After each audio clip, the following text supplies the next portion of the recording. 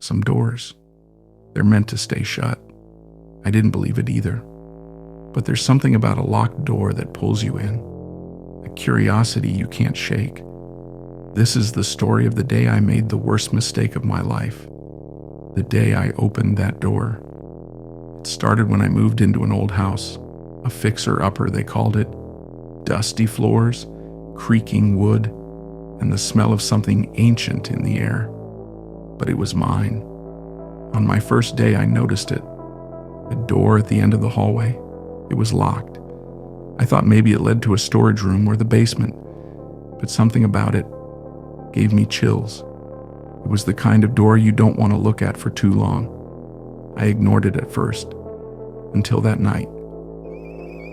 I woke up to this sound, scratching, soft at first like tiny nails on wood. I sat up in bed holding my breath, listening. It was coming from the hallway. I grabbed a flashlight and tiptoed to that locked door. The closer I got, the louder it became. And then, whispers, faint, almost childlike. I froze. My flashlight flickered. I called out, "Is someone in there?" Silence, just for a second. Then bang! The door rattled like something was trying to break out. I ran back to my room and locked the door. I told myself it was just the wind, just my imagination, but the sounds didn't stop.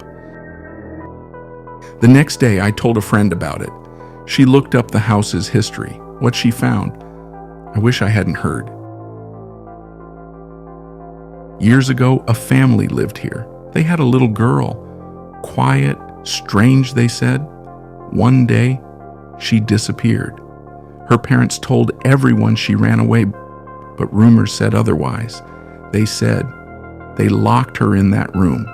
Neighbors swore they heard scratching coming from inside even after the family left. The whispers, those were hers. "Don't open the door," my friend warned. "Some things are better left alone." But I didn't listen. That night, the door was waiting for me. I was sitting in the living room when I heard it. Click, the sound of a lock turning. I looked down the hallway. The door, it was open. My heart was pounding, but I had to see. I grabbed my flashlight and walked closer. The light flickered as I stepped inside the room. It was cold. Dust covered the floor, but I could see them. Tiny handprints on the walls, the ceiling. I whispered, "Hello?" "Let me out." And then "Let me out." the flashlight died. "Let me out." I stood there in complete darkness. The whispering grew louder, circling me. I turned, trying to find the door, but when the light finally came back on, I wasn't in the hallway anymore. I was inside the room. I ran to the door and pulled, but it wouldn't budge. It was locked from the outside. And then I heard it, the scratching. This time, it wasn't coming from the walls. It was coming from me. "Let me out." The whispers started again. "Let me out." But now I was the one whispering. "Let me out." They say curiosity kills. I opened a door that should have stayed shut.